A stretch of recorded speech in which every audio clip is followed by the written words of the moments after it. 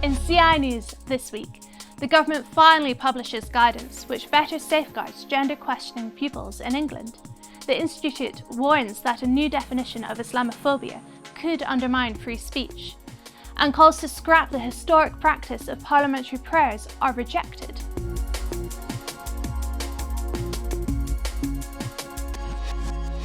Hello and welcome to CI News on the 11th of July. I'm Jenny Olson. The Westminster government has finally published safeguarding guidance protecting gender-questioning children in schools in England. Following a year in limbo, the 2025 version of Keeping Children Safe in Education has been issued and no longer says any of its contents remains under review. From September, schools and colleges across England must have regard to the guidance, which highlights the Cass Review's recommendations on social transitioning. The guidance advises that caution is necessary for children questioning their gender, as there remain many unknowns about the impact of social transition and children may well have wider vulnerabilities.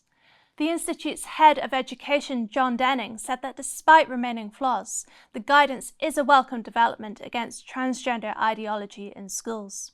What we really need is to get these progressive improvements in the way these things are handled, and I think this guidance, though it's not perfect, is a massive step in the right direction. I think it will really do what it should be doing, which is to safeguard children while they're in school. The Christian Institute has warned the government that defining Islamophobia could undermine healthy debate and democratic discussion. Labour's current definition claims Islamophobia is a type of racism that targets expressions of Muslimness or perceived Muslimness. Responding to a call for evidence, the Institute emphasised that laws already protect people of all faiths and none from discrimination, hatred and violence. The new term risks confusing criticism of Islam as a religion, a democratic right, with hostility to Muslims as people.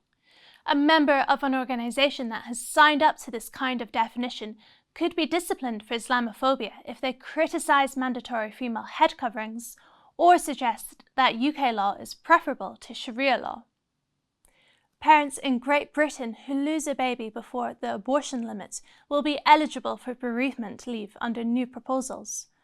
The government plans to amend the Employment Rights Bill to provide at least 1 week of unpaid leave, with details to be finalised following consultation. Currently, parents who have a miscarriage can only take 2 weeks bereavement leave if the baby dies after the 24-week abortion limit. Mylene Klass, who was awarded an MBE for raising awareness of miscarriages, told the BBC the plans are a step forward in acknowledging the impact on families. You're not ill, you've lost a child. That's a death in the family, so it's only right that this is recognised. It's a taboo. Nobody wants to talk about dead babies, but you have to actually say it as it is.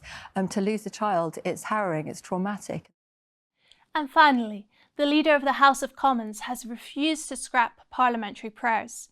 Humanists UK claims the time of prayer is discriminatory because it allows MPs to reserve seats.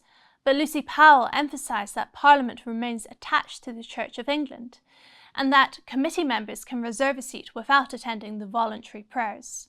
The Christian Institute's director, Kieran Kelly, welcomed the government's rejection of activist demands.